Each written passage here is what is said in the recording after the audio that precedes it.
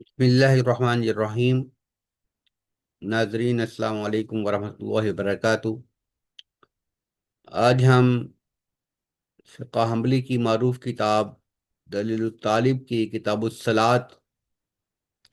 میں سے نماز کے احکام شروع کرنے لگے ہیں۔ اس کا مطالعہ کریں گے انشاءاللہ العزیز، اور اس کی ابتدا ہے باب شروط الصلاۃ سے،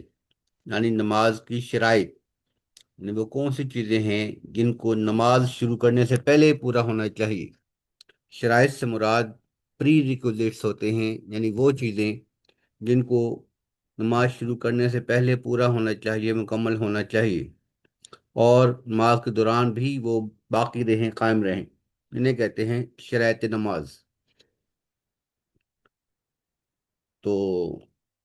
امام مری بن یوسف الکرمی رحمہ اللہ تعالی، جن کی یہ کتاب ہے دلیل الطالب، وہ فرماتے ہیں باب شروط الصلاۃ، یعنی نماز کی شرائط، وہی تسعہ، کہ 9 شرطیں ہیں۔ الاسلام، یعنی بندہ مسلم ہو، مومن ہو، والعقل، اور اس کا عاقل ہونا ضروری ہے، مسلمان کا جس پر نماز فرض ہے۔ عاقل سے مراد یہ ہے کہ وہ پاگل نہ ہو، مجنون نہ ہو۔ والتمییز، نماز شروع کرنے کے لیے، یعنی نماز پڑھنے کے لیے تمییز شرط ہے۔ تمیز، بالغ ہونا شرط نہیں ہے شروع کرنے کے لیے، نماز شروع کرنے کے لیے، پڑھنے کے لیے۔ فرض ہونے کے لیے شرط ہے بالغ ہونا، لیکن نماز پڑھنے کے لیے تمیز شرط ہے۔ تمیز سے مراد ایڈولیسنس ہے، یعنی بچہ تمیز کر سکتا ہو، اچھے برے میں تمیز کر سکتا ہو، اپنے نفع نقصان کے بارے میں جان سکتا ہو، اور یہ عموماً 10 سال کی عمر کے بچے کو کے بارے میں سمجھا جاتا ہے کہ اسے تمیز حاصل ہو جاتی ہے۔ وَقَدْ الطَّهَارَةُ مَعَ الْقُدْرَةِ، اور جب طہارت حاصل کرنے میں قدرت ہو تو طہارت بھی شرط ہے، نماز کے لیے طہارت بھی شرط ہے۔ طہارت سے مراد بدن کا پاک ہونا، کپڑوں کا پاک ہونا، اور اس جگہ کا پاک ہونا جہاں پر نماز پڑھ رہے ہیں۔ الخامس دخول الوقت، اور وقت کا داخل ہونا، یعنی جب نماز کا وقت شروع ہو تو پھر نماز فرض ہوتی ہے۔ مثلاً ظہر کی نماز کا جب وقت شروع ہوگا تو پھر ظہر کی نماز فرض ہوگی، اس سے پہلے ظہر کی نماز فرض نہیں ہوگی۔ تو اسی طرح باقی نمازوں کو اس پر قیاس کر لیجیے۔ اب آگے امام ماری بن یوسف الکرمی رحمہ اللہ تعالی جو ہے اوقات نماز بیان کرتے ہیں اختصار کے ساتھ۔ وقت الظہر من الزوال الى ان یصیر ذل کل شیء مثلہ، ظہر کا وقت بیان کر رہے ہیں کہ وہ ظہر کا وقت زوال سے لے کر، زوال سے مراد یہاں پہ وہ وقت ہے جب سورج عین سر پہ آنے کے بعد مغرب کی طرف جھک جاتا ہے، مغرب کی طرف جھک جاتا ہے۔ تو یعنی اگر ہم آسمان کی عین سر کے اوپر درمیان کی لائن لگائیں، اور تو سورج جب پورا سورج اس لائن کو کراس کر کے مغرب کی طرف چل جاتا ہے تو اس وقت کو ہم کہتے ہیں کہ یہ زوال کا وقت شروع ہو چکا ہے۔ تو زوال جو ہے وہ زوال کے وقت سے لے کر ظہر کا وقت شروع ہوتا ہے، اور کب تک باقی رہتا ہے؟ ان یسیرا ذل کل شیء مثلہ، جب ہر چیز کا سایہ اس کے اپنے سائے کے برابر ہو جائے، اس وقت تک ظہر کا وقت باقی رہتا ہے۔ یہاں پہ یاد رہے کہ یہ آگے وہ فرما رہے ہیں سوا ذل الزوال، زوال کے سائے کے علاوہ۔ جب ہم دوپہر کو سایہ دیکھتے ہیں تو جب عین زوال کا وقت ہوتا ہے، یعنی نصف النہار کا وقت جسے ہم کہتے ہیں، زینتھ جسے انگلش میں کہا جاتا ہے، مڈ ڈے، یہاں 12 بجے کا وقت مراد نہیں ہے، مڈ ڈے سے مراد غلط اس کو نہ لیجیے، یہاں شرعی اصطلاح میں نصف النہار مراد ہے۔ تو شرعی اصطلاح میں جب نصف النہار ہوتا ہے تو اس وقت جب سورج عین سر پہ ہوتا ہے، یہ وہ وقت ہوتا ہے، یعنی اس کا ارتفاع، الٹیٹیوڈ میکسیمم ہوتا ہے، اسے ہم جغرافی کی زبان میں یا اسٹارٹنگ کی زبان میں کہیں گے اس کا ارتفاع یا الٹیٹیوڈ جو ہے وہ میکسیمم ہوتا ہے اس وقت. اس سے کہتے ہیں کہ سورج جو ہے اس وقت زینت پر ہے. اور جب سورج بالکل مغرب کی طرف جھک جاتا ہے، یعنی اس درمیانی لائن کو کراس کر لیتا ہے، تو زوال کا وقت، ظہر کا وقت شروع ہو جاتا ہے. اس وقت ظہر کا وقت جب شروع ہوتا ہے، اس وقت بھی چیزوں کا سایہ ہوتا ہے. صرف جو خط استوا ہے، ٹراپیکل ایریاز ہیں، وہاں پہ ظہر کے وقت یعنی عین زوال کے وقت چیزوں کا سایہ نہیں ہوتا، بالکل قدموں کے نیچے ہوتا ہے. باقی جو ہم خط استوا سے دور ہوتے جائیں تو عین زوال کے وقت بھی اشیاء کا سایہ ہوتا ہے، اور وہ قطبین کی طرف جاتے ہوئے اس سائے کی لمبائی بڑھتی جاتی ہے. اس سائے کو فئی کہتے ہیں، فئی. تو وہ فئی یعنی اس سائے کے علاوہ اس سائے کو پلس کریں گے ہم اس سائے، ہر چیز کی اپنے سائے کی لمبائی میں. یعنی جب ہر چیز کا سایہ اپنے برابر پلس وہ سایہ جو زوال کے وقت تھا، دونوں مل کر، دونوں مل مطلب ہے ہو جائیں، تو اس کو ہم کہیں گے کہ اب زوال کا وقت، سوری، ظہر کا وقت ختم ہو گیا. جب ہر چیز کا سایہ زوال کے سائے کے علاوہ اس چیز کے برابر ہو جائے، مثلا لکڑی ہے کھڑی، یا درخت ہے، یا آدمی کھڑا ہے سیدھا، تو اس کے سائے کے برابر، اس کے قد کے برابر، اس کی لمبائی کے برابر اس کا سایہ ہو جائے، تو اس وقت تک ظہر کا وقت باقی رہتا ہے فقہ حنبلی کے مطابق. ثم الیہ الوقت المختار للعصر، اس کے فوراً بعد عصر کا مختار وقت شروع ہو جاتا ہے. حتی یصیر لکل شیء مثلہ، یہاں تک کہ ہر چیز کا سایہ اس کے قد سے، اس کی لمبائی سے دگنا ہو جائے. وہ یاد رکھیے گا کہ زوال کے وقت کا سایہ جو ہے وہ اس کے علاوہ ہے، اس کو شامل نہیں کرنا. اس کے علاوہ باقی جو ہے آگے اس کا سایہ دو گنا ہو جائے، درخت کی لمبائی کے دو گنا ہو جائے، یا کھڑے آدمی کی لمبائی کے دو گنا ہو جائے جب سایہ، تو اس وقت عصر کا وقت ختم ہو جاتا ہے. مختار وقت، جسے ہم مختار وقت کہتے ہیں، یعنی یہ اس وقت میں نماز ادا کرنا مکروہ نہیں ہے. اس وقت میں نماز ادا کرنا جائز ہے. یعنی اس دو گنا سایہ ہونے تک، چیز کا سایہ دو گنا ہونے تک اگر نماز کو مؤخر مطلب کرے آدمی، تو اس میں کوئی گناہ نہیں ہے. ہاں اگر اس سے زیادہ مؤخر کرتا ہے تو وقت ضرورت شروع ہو جاتا ہے. اس کے بعد وقت ضرورت شروع ہو جاتا ہے. تو فرماتے ہیں سوا ذل زوالی ثم ہوا وقت ضرورت الی الغروب، پھر جو اصل کا وقت ضرورت ہے وہ غروب تک باقی رہتا ہے. یہ متاخرین کا جو ہے کہہ لیں کہ رائے ہے کہ وقت ضرورت جو ہے وہ شروع ہو جاتا ہے جب ہر چیز کا سایہ دگنا ہو جائے. جبکہ جو ہماری فقہ حنبلی کی فتوی کی کتاب ہے مشہور الاقناع، اس میں انہوں نے دو رائے بیان کی ہیں اس بارے میں. ایک یہ کہ ہر چیز کا سایہ جب دگنا ہو جائے تو اصل کا وقت مختار ختم ہو جاتا ہے، اور دوسری یہ کہ جب سورج کا رنگ زرد ہو جائے اس وقت جو ہے مختار وقت اثر کا ختم ہوتا ہے. اب یہ جو کیا کرنا چاہیے کہ رائے ہے کہ سورج کا زرد رنگ ہونے والا جو قول ہے، یہ قول ہمارے نزدیک، میرے نزدیک تو راجح ہے. جو دو گنا سایہ ہونے والا قول ہے، اگرچہ یہ بھی حدیث سے ثابت ہے، ٹھیک ہے، لیکن جو دوسرا قول ہے سورج کے زرد ہونے والا، وہ زیادہ حدیث میں ذکر آیا ہے. ایک حدیث میں دگنا ہونے کا ذکر بھی ہے،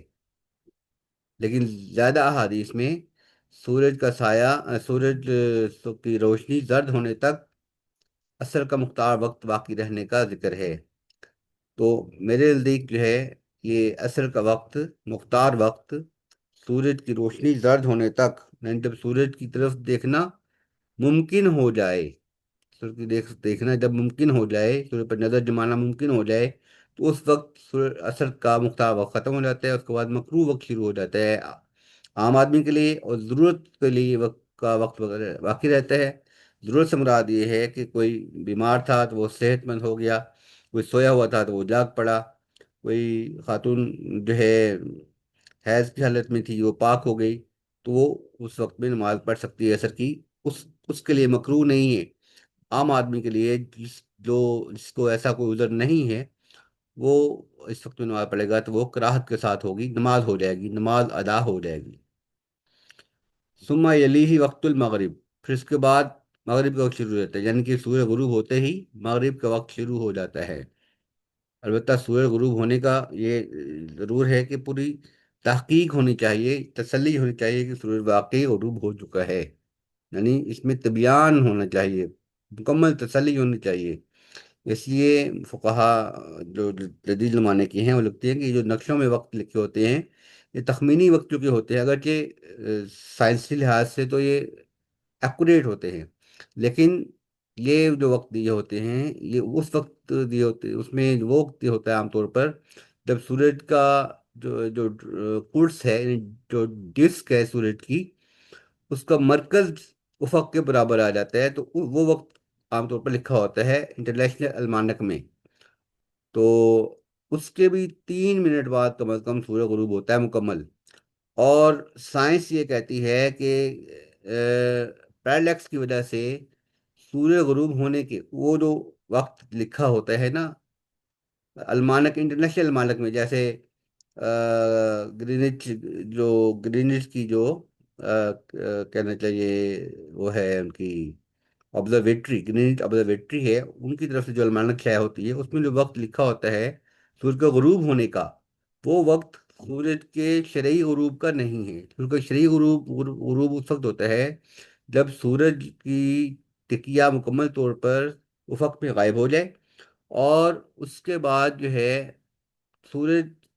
نظر نہ آئے مطلقاً، بلندی سے کھڑے ہو کے بھی سورج نظر نہ آئے، تو اس وقت ہم کہتے ہیں کہ سورج واقعی غروب ہو گیا ہے. اب یہ بات، اس میں اہم بات یہ ہے کہ میں نے جیسے پہلے کہا کہ پیراڈکس کا مطلب یہ ہوتا ہے کہ اصل میں جو سورج کا وقت غروب کا دیا ہوتا ہے المانک میں، ظاہری طور پر سورج جو ہے وہ غروب ہونے کے کم از کم 4-5 منٹ بعد تک نظر آتا رہتا ہے. یہ بات قابل غور ہے کہ ظاہری طور پر سورج غروب ہونے کے، یعنی سائنٹیفکلی جب سورج غروب ہو جاتا ہے تو وہ وقت ہوتا ہے جب سورج ایکچوئل میں تو چلا جاتا ہے افق کے پار، افق کے مطلب نیچے، لیکن وہ پیڈکس کی وجہ سے سورج نظر آ رہا ہوتا ہے، یعنی ظاہری طور پر سورج ابھی غروب نہیں ہوا ہوتا. تو اس لیے احتیاط اس میں یہ ہے کہ سورج غروب ہونے کے جو وقت اس میں المانکس میں لکھا ہوتا ہے اس سے احتیاطاً 4-5 منٹ بعد اذان دی جائے، اس کے بعد احتیاط نماز کا حکم 4-5 منٹ بعد پڑھی جائے اس وقت سے، جب سورج غروب ہونے کا وقت جو المانک میں لکھا جاتا ہے اس سے کم از کم 4-5 منٹ بعد جو ہے وہ نماز پڑھی جائے مغرب کی. تو یہ اور ثم الیہ وقت المغرب، یہ وقت کا وقت مغرب جو ہے وہ بتایا گیا ہے، یعنی سورج غروب ہونے کے فوراً بعد مغرب کا وقت شروع ہو جاتا ہے، نماز مغرب کا. اور میں نے اس میں تفصیل آپ کو سمجھا دی ہے کہ مغرب کا وقت تعین کرنے میں بہت احتیاط کرنے کی ضرورت ہے. جو المانک ہے وہ اس کا وقت شرعی غروب نہیں ہے، وہ سائنٹیفکلی تو مغروب ہو جاتا ہے لیکن شرعی طور پر وہ سورج ابھی غروب نہیں ہوا ہوتا. شرعی طور پر سورج غروب تب غروب ہوتا ہے جب وہ نظر آنا مکمل طور پر بند ہو جائے. اور پھر مغرب کا وقت کب تک رہتا ہے؟ حتی یغیب الشفق الاحمر، جب تک شفق احمر یعنی سرخی، تب تک مغربی افق پر سرخی باقی رہے، اس وقت تک مغرب کا وقت باقی رہتا ہے. جب شفق احمر غائب ہو جاتی ہے تو مغرب کا وقت ختم ہو جاتا ہے فقہ حنبلی کی روح سے. ثم الیہ الوقت المختار للعشاء الی ثلث اللیل، پھر عشاء کا وقت مختار شروع ہو جاتا ہے. ثلث اللیل دی تہائی رات تک رہتا ہے جو باقی، یعنی شفق احمر کے غائب ہونے کے بعد راج قول تو یہی ہے کہ شفق احمر کے فوراً غائب ہونے کے فوراً بعد جو ہے وہ عشاء کا وقت شروع ہو جاتا ہے. لیکن امام احمد بن حنبل رحمۃ اللہ علیہ کے اس بارے میں 2 قول مشہور ہیں. وہ یہ کہ شفق احمر کا اعتبار کیا جائے گا دیہاتوں میں یا صحرا میں، جہاں پہ کوئی اوٹ نہیں ہوتی، جہاں پہ شفق کے غائب ہونے سے کوئی رکاوٹ نہیں بن سکتی کوئی چیز، شفق کا غروب ہونا پختہ ہوتا ہے کہ واقعی شفق غائب ہو چکی ہے، کوئی احتمال نہیں ہوتا کہ سورج ایسا نہ ہو کہ شفق احمر نیچے کہیں باقی ہو ابھی اور ہم عشاء کی اذان دے دیں۔ تو اس لیے امام احمد بن حنبل رحمۃ اللہ کا یہ قول ہے کہ جو دیہات ہیں، صحرائی علاقہ ہے، میدانی علاقہ ہے، جہاں پر دور تک افق صاف نظر آتا ہے، راستے میں کوئی پہاڑ وغیرہ یا اس طرح کی بلند عمارات وغیرہ رکاوٹ نہیں ہوتی، تو وہاں تو شفق احمر کو ہی معتبر مانا جائے عشاء کی اذان کے لیے، عشاء کی اذان کے لیے۔ البتہ جو شہری حدود ہیں، شہری علاقے ہیں، وہاں پہ چونکہ مکانات ہوتے ہیں، یا اگر کوئی پہاڑی علاقہ ہے تو وہاں پہ چونکہ راستے میں پہاڑ ہوتے ہیں، تو وہاں پہ صرف شفق احمر کا غائب ہونا کافی نہیں ہے عشاء کی نماز پڑھنے کے لیے، بلکہ سفیدی کا غائب ہونا بھی ضروری ہے۔ تب تک مغربی افق پر سفیدی بھی غائب نہ ہو جائے، اس وقت تک احتیاط یہ ہے، یہ احتیاط ہے، اس وقت تک احتیاط یہ ہے کہ عشاء کی اذان نہ دی جائے۔ عشاء کی اذان اس وقت دی جائے جب مغربی افق پر سفیدی بھی غائب ہو جائے۔ اگرچہ یہ امام ابو حنیفہ رحمۃ اللہ کا قول ہے کہ سورج جب غروب ہو جائے اور تو شفق جب شفق احمر ہی نہیں بلکہ شفق ابیض یعنی سفیدی بھی غائب ہو جائے تو پھر عشاء وہ شروع ہوتا ہے، یہ امام ابو حنیفہ کا راجح قول ہے۔ لیکن امام احمد رحمۃ اللہ کا راجح قول یہ ہے کہ شفق احمر کے بعد جو ہے وہ اذان عشاء کی دی جا سکتی ہے، عشاء کا وقت شروع ہو جاتا ہے، لیکن اس میں احتیاط یہ ہے، علماء ہمارے فرماتے ہیں کہ چونکہ امام احمد بن حنبل ہی کا یہ قول ہے، ہماری کسی بعد والے کے عالم کی رائے نہیں ہے یہ، بلکہ امام احمد بن حنبل کا ہی قول ہے کہ جو ایسے علاقے ہیں جہاں پہ میدانی علاقہ ہے، صحرا ہے، سورج کو غروب ہونے کی کو دیکھنے میں، مشاہدہ کرنے میں، اور شفق کے غائب ہونے کے مشاہدہ کرنے میں کوئی رکاوٹ نہیں ہے، تو وہاں تو شفق احمر کے بعد آپ نماز پڑھ سکتے ہیں عشاء کی غائب ہونے کے بعد۔ لیکن جو شہری علاقے ہیں وہاں پہ جب تک سفیدی غائب نہیں ہو جاتی آپ عشاء کی اذان نہ دیں، یہ احتیاط کا تقاضا ہے، کیونکہ کوئی ایسا ایمرجنسی نہیں ہے کہ اگر عشاء کی نماز اذان فوراً نہ دی گئی تو کوئی مسئلہ ہو جائے گا۔ عشاء کی نماز ویسے بھی تاخیر سے پڑھنا افضل ہے، فقہ حنبلی میں بھی اور احادیث میں بھی ثابت ہے یہ کہ عشاء کی نماز تاخیر سے پڑھنا افضل ہے۔ تو اس لیے اگر تاخیر سے بھی اگر ہو جائے، سفیدی غائب ہونے کے بعد کا بھی انتظار کر لیا جائے تو اس میں کوئی مذاقہ نہیں ہے، نہ شرعاً، نہ فقہ حنبلی کے اعتبار سے، نہ حدیث کے اعتبار سے۔ اس لیے بہتر یہ ہے کہ عشاء کی اذان شفق ابیض یعنی کہ سفیدی غائب ہونے، مغرب افق پر جب سفیدی غائب ہو جائے اس وقت دی جائے، واللہ عالم۔ ثم یلیہ الوقت الاختیاری عشائی الی ثلث اللیل، کہ پھر وقت المختار جو ہے عشاء کا شروع ہوتا ہے شفق احمر غائب ہونے کے بعد، اور تہائی رات تک باقی رہتا ہے۔ تہائی رات سے مراد 1/3 پارٹ آف دا نائٹ ہے، یعنی سورج غروب ہونے سے لے کر فجر طلوع ہونے تک کے حصے کو ہم رات کہتے ہیں۔ سورج غروب ہونے سے لے کر، جب سورج کے غروب ہونے کا پختہ یقین ہو جائے، اس وقت سے لے کر فجر کے طلوع ہونے تک کا جو دورانیہ ہے یہ ایک رات ہے۔ اس دورانیے کو 3 حصوں میں تقسیم کرتے ہیں۔ جو جب پہلا حصہ گزر جاتا ہے، ثلث اللیل جسے کہتے ہیں ہم، تو اس وقت عشاء کا مختار وقت ختم ہو جاتا ہے، البتہ وقت ضرورت جو ہے وہ طلوع فجر تک باقی رہتا ہے، فجر کا وقت فجر طلوع ہونے تک عشاء کا وقت ضرورت باقی رہتا ہے۔ وقت ضرورت سے مراد میں نے پہلے بتائی کہ کوئی جو ہے مریض مجنون ہے، جسے جو بے ہوش ہے یا مدہوش ہے، اسے ہوش آ جائے، یا کوئی جو حائضہ تھی وہ پاک ہو جائے، اور نفاس میں کوئی تھی وہ پاک ہو جائے، یا اور جو کوئی شرعی عذر میں تھا، کوئی سویا ہوا تھا وہ جاگ پڑے، تو اس کے لیے یہ وقت ضرورت ہے۔ اور ثم یلیہ وقت الفجر الی شروق الشمس، اور پھر جو اس جیسے ہی فجر طلوع ہوتی ہے، فجر کے بارے میں بھی یہ یاد رکھیے کہ فجر دو ہیں، فجر کاذب اور فجر صادق، یعنی جسے صبح کاذب اور صبح صادق کہتے ہیں ہم اردو میں۔ تو پہلے صبح کاذب طلوع ہوتی ہے، جو کہ سیدھی ایک ستون کی شکل میں اوپر کو روشنی بلند ہوتی ہے مشرقی افق سے، اور پھر اس کے کچھ دیر بعد، تقریباً 15 منٹ بعد، 10 سے 15 منٹ کا وقت فرق ہوتا ہے یہ موسم کے لحاظ سے، آن ایوریج ہم 15 منٹ کہتے ہیں، تو تقریباً 15 منٹ بعد جو ہے فجر صادق طلوع ہو جاتی ہے۔ تو فجر صادق جب طلوع ہو جائے اس وقت فجر کا وقت شروع ہوتا ہے، اور الی شروق کی شمسی، سورج کے طلوع ہونے تک فجر کا وقت باقی رہتا ہے۔ اور جس میں ایک رائے ہمارے جو بعض حنبلی علماء ہیں ان کی یہ بھی ہے کہ فجر کے بھی دو وقت ہیں، ایک وقت مختار ہے اور ایک وقت ضرورت ہے۔ فجر کے جو وقت مختار جو بتایا جاتا ہے وہ سفیدی، یعنی کہ سورج کی روشنی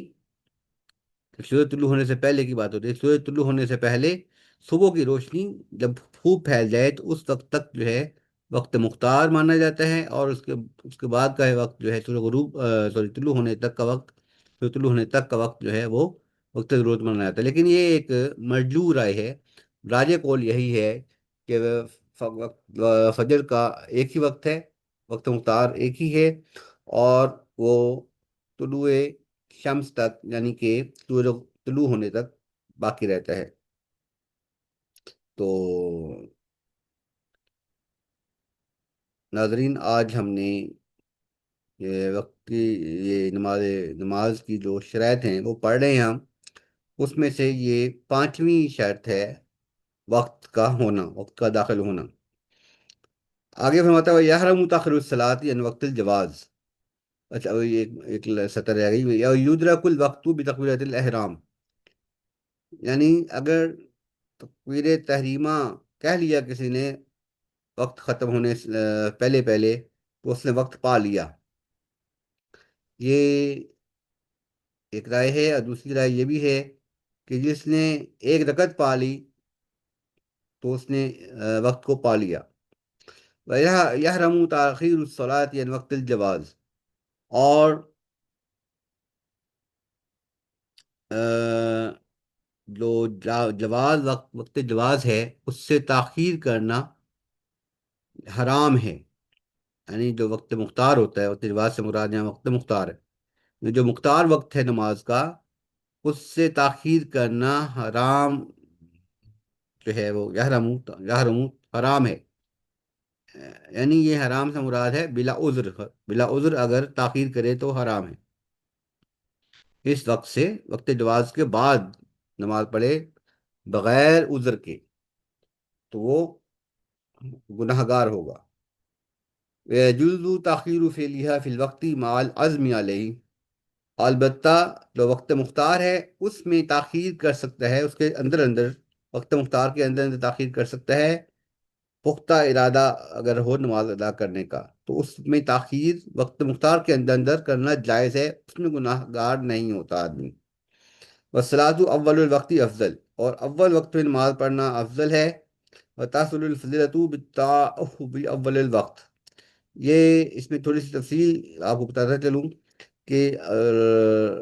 عام قول تو یہی ہے، مطلب کہ افضل وقت اول وقت ہے، نماز کا جو اول وقت ہوتا ہے وہ افضل وقت ہوتا ہے، یہ ہے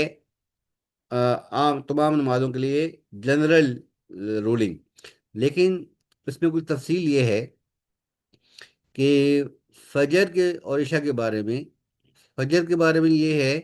ایک رائے امام احمد بن حنبل رحمۃ اللہ علیہ کی کہ اگرچہ اول وقت میں فجر پڑھنا افضل ہے، لیکن اگر یہ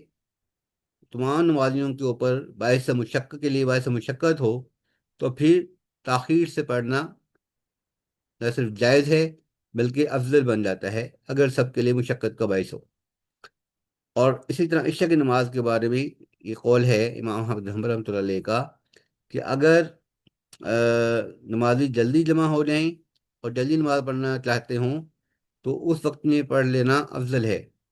اور اگر دیر سے جمع ہونا ان کے لیے آسانی میں سہولت ہو تو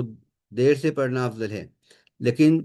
عمومی طور پر عشاء کو تاخیر سے پڑھنا افضل ہے۔ عمومی طور پر عمومی اصول یہی ہے کہ عشاء کو تاخیر سے پڑھنا افضل ہے، لیکن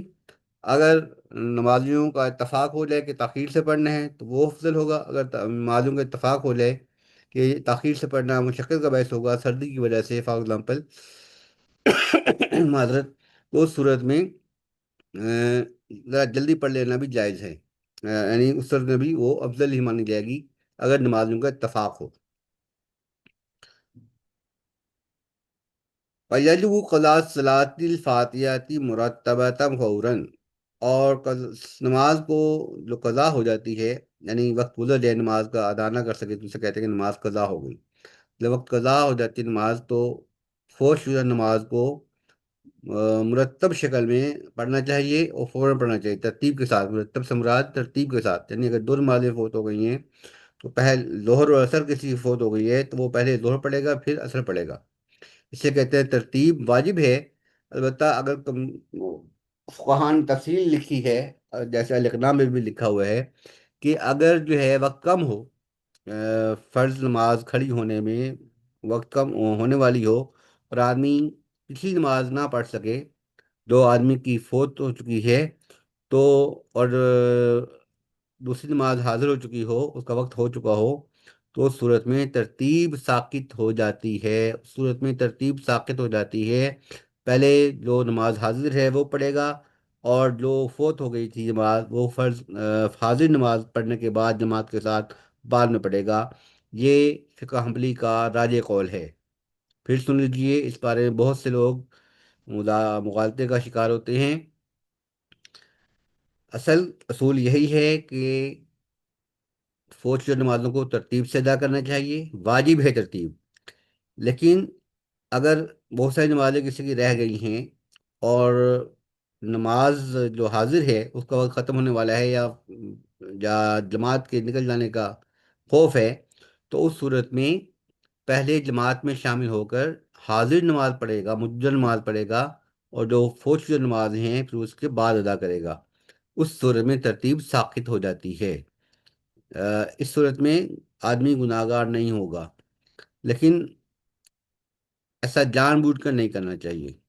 یعنی جان بوجھ کر اس میں تاخیر اور سستی نہیں کرنی چاہیے۔ لا یصح النفل المطلق اذن، اور اس وقت جب آدمی پر قضا نماز ادا کرنا فرض ہو، یعنی قضا نماز اس کے ذمہ موجود ہوں، تو اس وقت جو عام نفل ہوتے ہیں وہ ادا کرنا جائز نہیں ہے۔ لا یصح، یعنی اس وقت اس کی طرف سے عام نفل ادا نہیں ہوں گے۔ ہاں، وہ نفل دو قسم کے ہیں جو کسی وقت کے ساتھ خاص ہوتے ہیں، انہیں ہم کہتے ہیں کہ وہ کسی وجہ سے ہوتے ہیں، یعنی کسی ذات السبب نہیں کہتے ہیں ہم، نفل ذات السبب، کہ جس کا کوئی سبب ہوتا ہے، جیسے مسجد میں داخل ہونے کے نوافل ہیں، تحیۃ المسجد، تو یہ ذات السبب ہے۔ اگر وہ وقت فوت ہو جائے گا تو اس کے بعد وہ نفل نہیں پڑھ سکتا آدمی، اس لیے وہ وقت وہ تو ادا کر سکتے ہیں۔ جیسے اسی طرح جو دوسرے نوافل ہیں جو ذات السبب ہو سکتے ہیں، ان کو اس وقت میں ادا کر سکتے ہیں، لیکن جو عام نوافل ہوتے ہیں جس کا وقت کے تعین کے ساتھ کوئی تعلق نہیں ہے، وہ ادا کرنا جائز نہیں ہے جب آدمی کے ذمہ فرض نمازیں قضا موجود ہوں۔ جہاں بھی آگے فرماتے ہیں وَيَسْقُطُ التَّرْتِيبُ بِالنِّسْيَانِ وَبِضَيِّقِ الْوَقْتِ وَلَوْ لِلْاخْتِيَارِ۔ امام عربی یوسف الکرمی رحمۃ اللہ فرماتے ہیں وَيَسْقُطُ التَّرْتِيبُ بِالنِّسْيَانِ، کہ بھول جانے سے، یعنی اگر نمازوں کی ترتیب بھول جائے، یہ پتہ نہیں کون سی نمازیں رہ گئی تھیں یا کتنی نمازیں رہ گئی تھیں، تو اس صورت میں ترتیب فوت ہو جاتی ہے۔ اور اسی طرح وَبِالضِّيقِ الْوَقْتِ، اور اسی طرح جب وقت تنگ ہو، وقت تنگ سے مراد یہ ہے کہ حاضر نماز کا وقت گزرنے کا اندیشہ ہو، یا جماعت کے نکل جانے کا اندیشہ ہو، تو اس صورت میں جو ہے پہلے جو ہے نہاری نماز پڑھے گا اور بعد میں جو قضا نماز ہے وہ ادا کرے گا۔ ولو اختیار، اگرچہ اختیاری طور پر جو ہے اس نے تاخیر کی ہو، تب بھی کیا کرے گا؟ پہلے حاضر نماز پڑھے گا۔ السادس، چھٹی شرط جو ہے نماز کی، ستر العورت مع القدرات بشیء لا یصف البشرہ، ستر العورہ یعنی کہ شرمگاہ کو ڈھانپنا، یا ستر کو ڈھانپنے سے اردو میں کہتے ہیں ہم۔ ستر سے مراد جو ہے وہ حصہ جسم کا ہے جس کو ہر حال میں ڈھانپنا فرض ہے، واجب ہے۔ یہ ہے چاہے نماز کا ٹائم ہو یا نہ ہو، وہ ستر ہوتا ہے عام، جیسے ہم ستر کہتے ہیں، اور العورہ اسے عربی زبان میں کہا جاتا ہے۔ ستر کا مطلب ہوتا ہے چھپانا، ستر العورہ سے مراد ہوا کہ عورہ کو چھپانا۔ مال قدراتی یعنی قدرت بھی حاصل ہو، یعنی مراد یہ ہے کہ آدمی کے پاس اس ستر کو چھپانے کے لیے لباس دستیاب ہو۔ بشعین کسی چیز سے، لا یصف الباشرہ جو جس سے جلد ظاہر نہ ہو، یعنی جتنا سطر چھپانا فرض ہے اس حصے کی جلد ظاہر نہ ہو، ایسا لباس ہونا چاہیے جو جس سے جلد ظاہر نہ ہوتی ہو۔ فعورت الذکری البالغی اشرا، اور بالغ جو جس کی عمر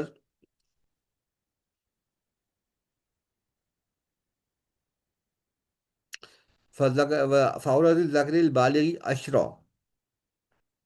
والحرۃ الممیزہ والامۃ ولو مبعضۃ ما بین السرۃ والرکبہ، یعنی ایسا لڑکا جس کی عمر 12 سال ہو، 10 سال ہو جائے، اور وحرۃ الممیزہ، اور جو لڑکی ابھی بالغ نہ ہوئی ہو لیکن ممیز ہو، یعنی سن تمیز کو پہنچ چکی ہو، بالغ نہ ہوئی ہو لیکن سن تمیز کو پہنچ چکی ہو، آزاد لڑکی۔ والاماتی، اور ایسی اور لونڈی، ولو مبعضہ، اگرچہ اس کا کچھ حصہ ہی مطلب ہے وہ، مطلب ہے کہ وہ شیئرڈ ہو۔ آ، یہ فقہی بحث ہے، کیونکہ آج کل یہ مسئلہ سامنے نہیں آتا ہے، اس لیے اس پہ زیادہ ڈسکس کرنے کی ضرورت بھی نہیں ہے۔ یعنی مراد یہ ہے کہ وہ پارشلی جو ہے کسی ایک کی مالک ہو اور پارشلی کسی اور کی ملکیت ہو، تو یا پارشلی ملکیت ہو، تو اس کو ہم کہتے ہیں کہ وہ باندی ہو، لونڈی ہو۔ ماں بین سرتی ورقبہ، تو ایسے لڑکے کا اور ممیز لڑکی کا اور باندی کا جو سطر ہے وہ ناف سے لے کر گھٹنے تک ہے۔ اس میں راج قول یہی ہے کہ گھٹنا اور ناف داخل ہے، اس میں گھٹنا اور ناف اس میں داخل ہے۔ اگرچہ ایک قول ان کے داخل نہ ہونے کا بھی ہے، لیکن بہتر یہ ہے، احتیاط کا تقاضا یہی ہے کہ اس کو داخل کیا جائے، اس میں سترہ میں جو سطر ہے اس میں داخل سمجھا جائے ناف اور گھٹنوں کو۔ وعورت ابن سبی الی عشری الفرجان، اور 7 سے 10 سال تک کا جو بچہ ہے اس کا جو سطر ہے وہ دونوں شرم گاہیں ہیں، آگے پیچھے کی شرم گاہیں۔ والحرۃ البالغۃ کلھا عورہ فی الصلاۃ لا وجہہا، اور جو عورت ہے، بالغ عورت، آزاد عورت، جو باندی نہ ہو، کسی کی لونڈی نہ ہو، آزاد ہو، اس والحرۃ البالغہ، آزاد بالغ عورت کا جو سطر ہے وہ پورا جسم ہے سوائے چہرے کے نماز میں، یہ واضح رہے۔ یہ جو سطر یہاں پر بیان کیا گیا ہے عورت کا، یہ اگر وہ جو لڑکوں کا، لڑکیوں کا اور بچیوں کا بیان کیا گیا ہے وہ عام ہے تو نماز کا ہی بیان ہو کیا جا رہا لیکن وہ عام ہے۔ اور جو یہاں بیان کی جا رہا ہے بالغ آزاد عورت کا سطر، وہ نماز میں ہے۔ کلھا عورہ فی الصلاۃ الا وجہہا، کہ چہرے کے علاوہ سارا جسم اس کا سطر ہے، یعنی اسے نماز میں چہرے کے علاوہ سارا جسم چھپانا چاہیے، ہاتھ اور پاؤں بھی چھپانے چاہیے، یہ فقہ حنبلی کا راجح قول ہے۔ اور فقہ حنبلی کا راجح قول یہ ہے کہ نماز کے باہر اگر عورت غیر محرم کے سامنے جائے تو چہرہ بھی اس کا چھپانا واجب ہے، وہ سطر میں اس پہ شامل ہو جاتا ہے، غیر محرم کے سامنے چہرہ بھی سطر میں شامل ہو جاتا ہے، واللہ عالم۔ آزاد عورت کا وشروط فی فرد رجل البالغ ستر احد عاتقیہ بشیء من اللباس، اور جو بالغ مرد ہے اس کے لیے فرض کی ادائیگی کے لیے، نماز جب فرض ادا نماز کر رہا ہو تو اس کے لیے شرط ہے یہ کہ وہ بالغ مرد کے لیے بات ہو رہی ہے، بالغ مرد کے لیے یہ شرط ہے کہ جب وہ فرض نماز ادا کر رہا ہو تو اپنا ایک اندھا بھی لباس سے چھپائے، اپنا اپنے کندھے بھی، ایک کندھا میں نے کہہ دیا معذرت، اپنے کندھے بھی لباس سے چھپائے، سترو احدی عاتقیہ بشیء من اللباس، ایک کندھا ہے، سترو احدی عاتقیہ بشیء من اللباس، کہ اپنا ایک کندھا بھی وہ چھپائے لباس سے، ایک کندھا چھپانا لازم ہے بالغ مرد کا فرض نماز میں، یہ نماز کا سطر ہے، بالغ مرد کے لیے نماز کا سطر ہے، اور یہ فقہ حنبلی کا کہہ لیں کہ منفرد قول ہے کہ اس کو ایک بازو بھی چھپانا چاہیے، ایک کندھا، ایک کندھا بھی اس کو چھپانا، یعنی وہ اس طرح لباس اوڑھے گا یا چادر اوڑھے گا یا اپنا قمیص ہے تو وہ تو دونوں طرف اصل میں یہ ایسے بندے کے لیے ہے کہ جس کے پاس ہے نہیں، موجود نہیں لباس، کہ کم ہے، ٹھیک ہے نا، عام عام طور پر تو ظاہر ہے سب کے پاس لباس اتنا ہوتا ہے کہ وہ دونوں کندھے چھپا لے، تو لیکن یہ اس صورت میں بات ہو رہی ہے کہ کم از کم کی بات ہو رہی ہے، یہاں پہ منیمم، بیئر منیمم کی بات ہو رہی ہے کہ بیئر منیمم ایک کندھا تو لازمی چھپائے، لباس میں ڈھانکے ایک کندھا۔ ومن صلی فی مغصوب او حریر عالما ذاکرا لم تصح، اور جو شخص مغصوب یعنی غصب کیے ہوئے کپڑے میں، کسی سے چھینے ہوئے کپڑے میں، او حریر اور یا ریشم کپڑے میں، مرد کی بات ہو رہی ہے، اور ریشمی کپڑے میں نماز ادا کرے، اسے اس کا علم بھی ہو اور وہ یاد بھی ہو، تو اس کی نماز درست نہیں ہوتی، لم تصیحہ، اس کی نماز درست نہیں ہوتی۔ جو مرد، بالغ مرد غصب کیے ہوئے کپڑے میں نماز پڑھے، یا وہ ریشمی لباس پہن کر نماز پڑھے اور اسے پتہ ہو کہ یہ ریشمی لباس ہے یا مقصود غصب کیا ہوا لباس ہے، اور اسے یاد بھی ہو یہ بات، اس کے باوجود وہ اس میں نماز پڑھے تو اس کی نماز درست نہیں ہوتی، اللہ عالم۔ شرائط نماز کی بات ہو رہی ہے تو اس میں اگلی شرط ہے وصلی عریانا مع غصب، اور وہ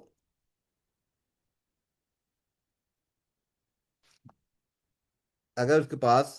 غصب کیا ہوا کپڑا ہے، غصب کیا ہوا لباس ہے، اور اس کے علاوہ کوئی اور لباس موجود نہیں ہے، تو اس کے لیے طریقہ پھر یہ ہے کہ وہ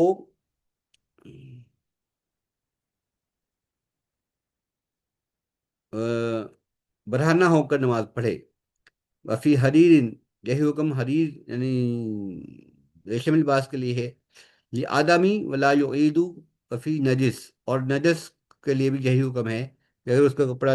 نجس ہو، اس کے پاس کوئی اور لباس دستیاب نہ ہو تو وہ ننگا ہو کر نماز پڑھے، یہ آدم و یعید، یعنی جب اس کے پاس اور کوئی کپڑا موجود نہ ہو، صرف یہی موجود ہو، ویعید، اور پھر بعد میں اس کو لوٹائے بھی، یعنی برہنہ ہو کر نماز پڑھے غصب کے ہوئے کپڑے کی صورت میں، حریر یعنی ریشمی لباس کی صورت میں، نجس ہونے کے کپڑے کی صورت میں، اور دوسرا کپڑا کوئی دستیاب نہ ہو، تو حکم اس کے لیے یہ ہے کہ وہ برہنہ ہو کر، ننگا ہو کر نماز پڑھے اور بعد میں اس کو لوٹائے، واللہ عالم۔ وَيَحْرُمُ عَلَى الذُّكُورِ لَا لِلْإِنَاثِ لُبُوسُ مَنْسُوجٍ وَمُبَوَّهٍ بِذَهَبٍ أَوْ فِضَّةٍ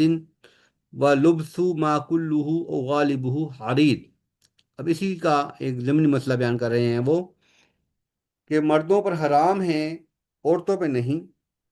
للیناس یعنی عورتوں پر نہیں لیکن مردوں پر حرام ہے کہ وہ سونے یا چاندی سے بنے ہوئے کپڑے میں لباس بنے ہوئے لباس میں یا کپڑے میں نماز پڑھے۔ وَلُبْسُ مَا كُلُّهُ أَوْ غَالِبُهُ حریر، یا ایسا لباس پہنی جو سارے کے سارا ریشمی لباس ہو، ریشم کا بنا ہوا ہو، یا اس کا غالب حصہ ریشمی ہو۔ یہ ریشمی سے مراد یہاں پہ بہت ایک مغالطہ پایا جاتا ہے۔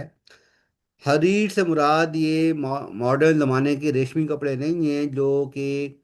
ریان کے بنائے جاتے ہیں یا سلک کے بنائے جاتے ہیں، سلک دھاگا جو ہوتا ہے، یہ وہ مراد نہیں یہاں پہ۔ یہاں سلک سے مراد اصل سلک ورم جو کپڑا بنتا تھا، دھاگا بنتا تھا، سلک ورم جو ہے یعنی ریشم کا کیڑا جو دھاگا بناتا ہے، اس دھاگے کا بنا ہوا کپڑا پہننا مردوں کے لیے حرام ہے، عورتوں کے لیے جائز ہے، بشرط یہ کہ وہ نیچے سے بھی وہ لباس پہنے تاکہ ان کی جلد ظاہر نہ ہو۔ یہ پھر میں واضح کر دوں کہ یہاں ریشمی لباس سے مراد مصنوعی ریشم نہیں ہے بلکہ قدرتی ریشم ہے، جس جو کہ ریشم کے کیڑے کا بنا ہوا ہوتا تھا۔ ریشم کا کیڑا جو دھاگا بناتا ہے،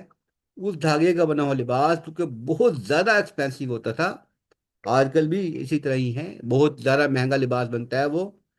تو ایسا لباس پہننے کا شریعت نے منع کر دیا ہے۔ اسی طرح سونے اور چاندی کی تاروں سے بنا ہوا لباس پہننا بھی شریعت نے منع کر دیا ہے، مردوں کے لیے حرام کر دیا ہے اس کو۔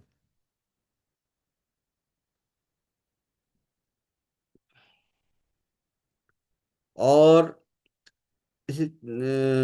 تو اس لیے کیونکہ یہ بہت زیادہ مہنگے لباس ہوتے ہیں، شریعت کو ایسا لباس پسند نہیں ہے کہ جو حد سے زیادہ مہنگا ہو، تو اس لیے شریعت نے اس کو مطلقاً پہننا منع کر دیا ہے مردوں کے لیے خاص طور پر، عورتوں کے لیے کچھ شرائط کے ساتھ۔ وَيُبَاحُ مَا سُدِّيَ بِالْحَرِيرِ وَأُلْحِمَ بِغَيْرِهِ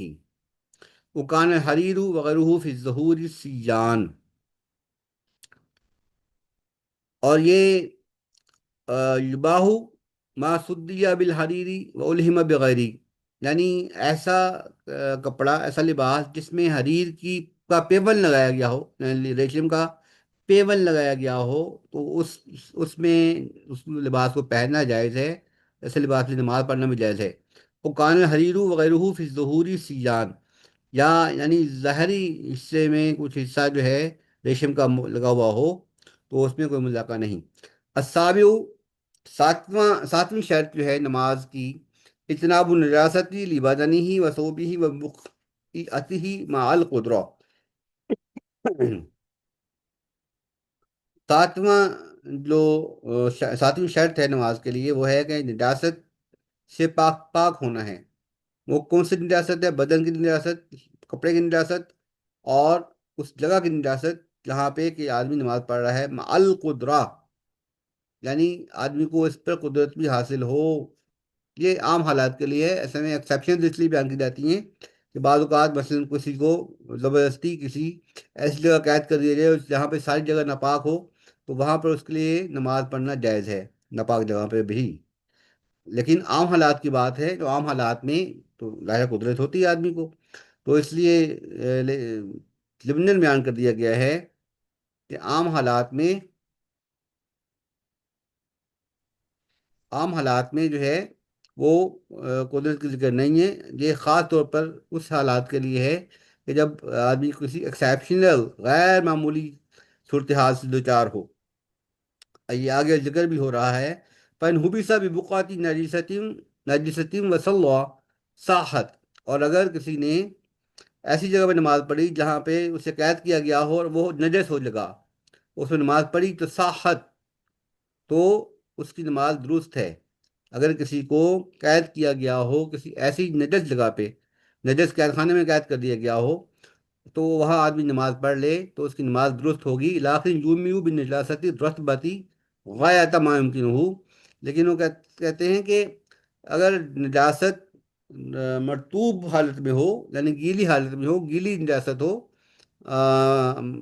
گیلی سے مراد مرطوب،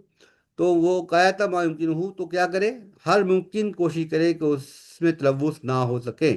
وَيَجْلِسُ عَلَىٰ قَدَمَيْهِ، اور اپنے قدموں پر بیٹھ جائے۔ وَإِنْ مَسَّ ثَوْبُهُ ثَوْبًا نَجِسًا أو حائطا لم يستند إليه أو صلى على طاهر طرفه متنجس أو سقطت عليه نجاسة فزالت أو زالها سريا صاحت. یہ بات اہم ہے کہ اگر کسی کا کپڑا خود تو پاک ہے لیکن کسی نجس کپڑے کے ساتھ مس کر رہا ہے، یا کسی نجس دیوار کے ساتھ مس کر رہا ہے، یا اس نے خود کسی ایسی دیوار کے ساتھ سہارا لیا ہوا ہے، تو نجس ہے. اور صلی اللہ علیہ طاہرین طرفہ متنجس، یا ایسے پاک کپڑے سے نماز پڑھ رہا ہے کہ جس کا کوئی حصہ، کوئی ایک آدھ طرف جانب جو ہے معمولی سا نجس ہے، اور سقطت علیہ نجاست فضالت، یا اس کے اوپر نجاست گر گئی اور اس نے اس کو ہٹا دیا، یعنی نجاست اس کے اوپر گری لیکن اس نے اس کو ہٹا دیا، لیکن شرط یہ ہے کہ وہ نجاست جسم سے لگی نہ رہی ہو. یعنی اگر گیلی ہوگی تو جسم کے ساتھ لگی رہی ہوگی، کپڑوں کے ساتھ لگی رہی ہوگی. اگر گیلی نہیں ہے، خشک ہے اور جسم پر گری اور اسے ہٹا دیا،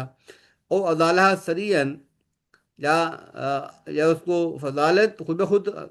زائل ہو گئی، ہٹ گئی، یا اس کو اس نے خود زائل کر دیا، دور ہٹا دیا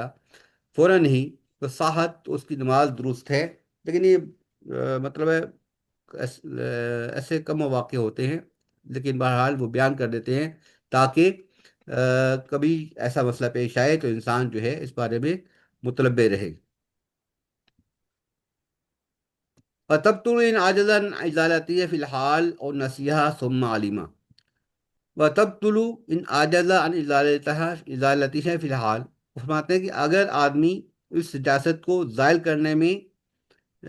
ناکام رہے، عاجز سے مراد عاجز ہو، اور فوری طور پر اس کو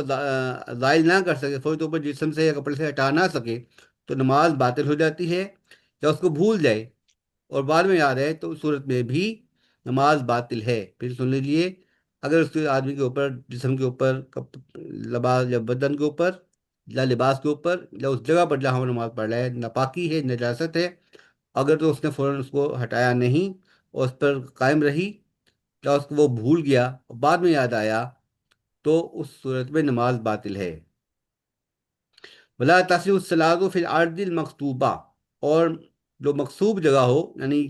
کھینی ہوئی، قبلہ کی ہوئی جگہ ہو، تو اس پر نماز ادا کرنا جائز نہیں. وقضاء المقبرہ، اسی طرح قبرستان میں نماز ادا کرنا جائز نہیں، قبروں کے درمیان میں. قبرستان سے مراد ہے قبرستان کے درمیان میں. والمجزرہ، اور جو کیا کہتے ہیں اس کو، ذبح خانہ ہوتا ہے، سلاٹر ہاؤس. سلاٹر ہاؤس یا ذبح خانہ جسے ہم کہتے ہیں، مذبح خانہ بھی کہتے ہیں، اس جگہ پہ بھی نماز ادا کرنا جائز نہیں. والمزبلہ، یا کوڑے کے ڈھیر پہ نماز ادا کرنا جائز نہیں. والحش، اور اسی طرح یہ بھی نجاست کے ڈھیر. وآتان الابل، اور جو اونٹ کے باڑے ہوتے ہیں، یعنی جہاں پہ اونٹوں کو باندھا گیا ہوتا ہے، اس جگہ پہ بھی نماز ادا کرنا جائز نہیں. وقارۃ الطریقی، اور راستے میں، یعنی راستہ ہو، گزرگاہ ہو، گلی جیسے ہے یا سڑک ہے، تو وہاں پہ نماز ادا کرنا عام حالات میں جائز نہیں. والحمام، اور حمام میں، حمام سے مراد وہ باتھ ہاؤس ہوتے تھے گرم پانی کے، وہاں پہ گرم پانی ایک طرف سے چلتا تھا کھلے نالوں کے اندر اور دوسری طرف بہتا تھا، تو وہ جو راستے میں بیٹھ کے وہاں پہ اس نالے سے پانی لیتے جاتے تھے، نہاتے رہتے تھے، گرم پانی ہوتا تھا، وہ اسی حمام کہا جاتا تھا. باتھ ہاؤس ہوتے تھے. آج کل اس کا رواج نہیں ہے، اسے آپ صرف سمجھانے کے لیے کہہ لیں، سوئمنگ پول سمجھ لیں. وَأَسْلِحَةُ هَٰذِهِ مِثْلُهَا، اور اس طرح کی دوسری جگہیں، ان میں نماز ادا کرنا جائز نہیں ہے، صحیح نہیں ہے. ولا يصح الفرض في الكعبة والهجر منها ولا على ظهرها الا اذا لم يبق وراءه شيء. یعنی عام حالات میں کیا حکم ہے کہ کعبہ کے اندر، اور وہ جو یو شکل کا آپ کو نظر آتا ہے، ہجر اسے کہتے ہیں ہم، ہجر یو شیپ کی جگہ ہے کعبہ کے ساتھ، اس جگہ پہ فرض نماز ادا بہت کرنا اچھا جائز نہیں. فرض نماز ادا کرنا جائز نہیں ہے. ولا علی ظہرہا الا اذا لم یبق وراءہ شیء. ہاں اگر اس کے سوا کوئی جگہ نہ بچے تو پھر جو ہے وہ آپ جو ہے اگر اس کے سوا جگہ نہ بچے تو پھر آپ جو ہے اس جگہ پہ نماز ادا کر سکتے ہیں، اگر اس کے علاوہ کوئی جگہ نہ بچے۔ ویسے النظر، اور کعبہ کے اندر اور کعبہ کے باہر اگر مطلب کسی نے نظر مانی ہو کہ کعبہ کے اندر نماز پڑھوں گا، نفل پڑھوں گا، یا کعبہ کی چھت پہ نماز پڑھنے کا کسی نے نظر مانی ہے تو وہ جائز ہے۔ وقضا نفل بل یسن فیہا، اسی طرح نفل بھی ادا کر سکتے ہیں، بلکہ ایسا اس میں نماز ادا کرنا،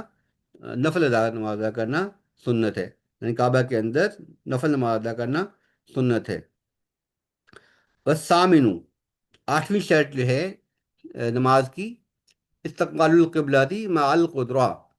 جب قدرت حاصل ہو آدمی کو تو اس پر قبلہ کی طرف منہ کرنا لازم ہے، یعنی شرط ہے نماز کی۔ یہ قدرت حاصل ہو، اس پر بحث میں پہلے کر چکا ہوں، ایکسیپشنل پوزیشن ہوتی ہیں کہ جب آدمی کسی سبب جو ہے کسی کو باندھ دیا گیا ہو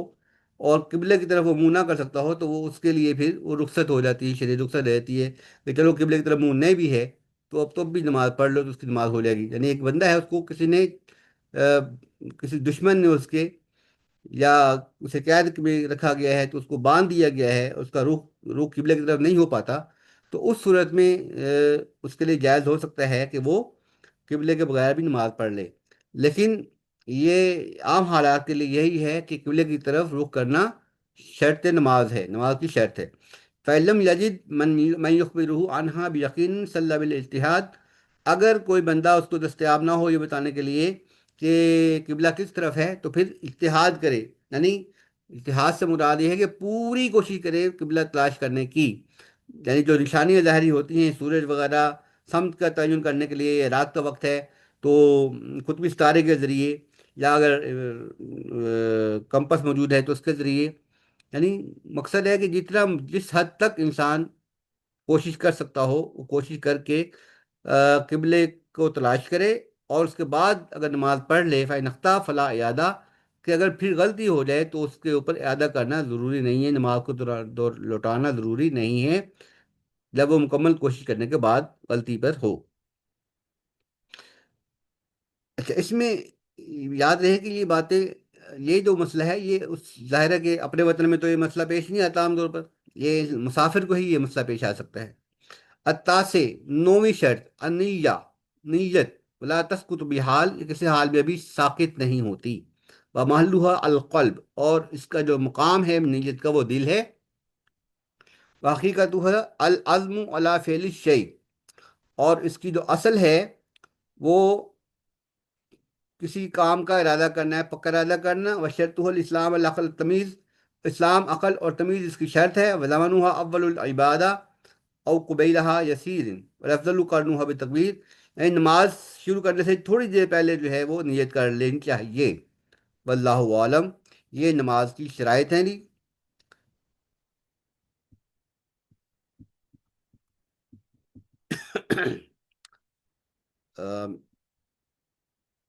ہماری میٹنگ کا ٹائم تو مکمل ہو گیا ہے، لیکن کوشش کرتے ہیں اگر آگے تک چل سکتی ہے یہ۔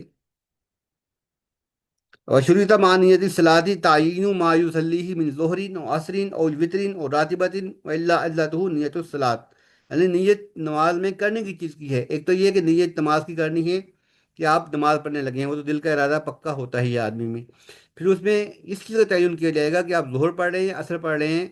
اور فرض پڑھ رہے ہیں یا واجب پڑھ رہے ہیں، یعنی وطر پڑھ رہے ہیں، سنت پڑھ رہے ہیں، نفل پڑھ رہے ہیں، کیا پڑھ رہے ہیں، اس چیز کا تعین بھی کرنا چاہیے۔ اور راتبہ یا نفل پڑھ رہے ہیں، اس چیز کا تعین بھی کرنا چاہیے نیت کے وقت۔ ولا اشترط تعین کون صلاتی حاضرہ او قضا او فرضن، اور یعنی نماز کے بارے میں یہ تعین کرنا شرط نہیں ہے کہ نماز حاضر ہے، قضا ہے یا فرض ہے، یہ بات ہو رہی ہے کہ شرط نہیں ہے، لیکن افضل ہے کہ وہ نیت کی جائے۔ جو بات سن لیں، یہ شرط تو نہیں ہے لیکن افضل ہے کہ وہ بھی تعین کر لیا جائے کہ میں حاضر نماز پڑھ رہا ہوں کہ قضا پڑھ رہا ہوں، اور فرض پڑھ رہا ہوں کہ نفل پڑھ رہا ہوں۔ اگرچہ کہا جاتا ہے کہ فرض کی نیت کرنے کی ضرورت ہی نہیں، کہ فرض تو متعین ہوتا ہے، لیکن اگر کر لے تو کوئی حرج نہیں۔ वतुश्तरतु नियतुल इमामी इमामती इमामी वल इतमामी लिल मामूम, और इमाम को इमामत की नियत करनी चाहिए, और मुक्तदी को इक्तदा करने की, यानी कि इमाम के पीछे पढ़ने की नियत करनी चाहिए कि मैं इस इमाम के पीछे नमाज पढ़ रहा हूँ। मुक्तदी को ये नियत करनी चाहिए। व तसुह नियतुल मुफारकती लिकुल्लि मिनहुमा लिउज़्रि युबीहु तरकल जुमाअती व यक़रउ मामूमु फ़ारक़ फ़ी क़ियाम और युकमिलु व इबादल फ़ातिहा लहु रुकू फ़िल हाल। अब ये इसका एक ज़िमनी मसला उन्होंने बयान किया है। व तसीहु नियतुल मुफारकती लिकुल्लि मिनहुमा लिउज़्रिन युबीहु तरकल जमाआ, यानी जो वक्त जो है ख़त्म हो गया है हमारा, इसको इंशाल्लाह फिर अगली बहस में रखेंगे, अगले सबक में। अल्लाह ताला से दुआ है कि वो हमारे इस काविश को कबूल करे। इसमें अगर कोई गलती रह गई है तो वो अल्लाह ताला माफ़ करे और इसकी दुरुस्ती और इस्लाह करने की भी तौफीक अता फरमाए।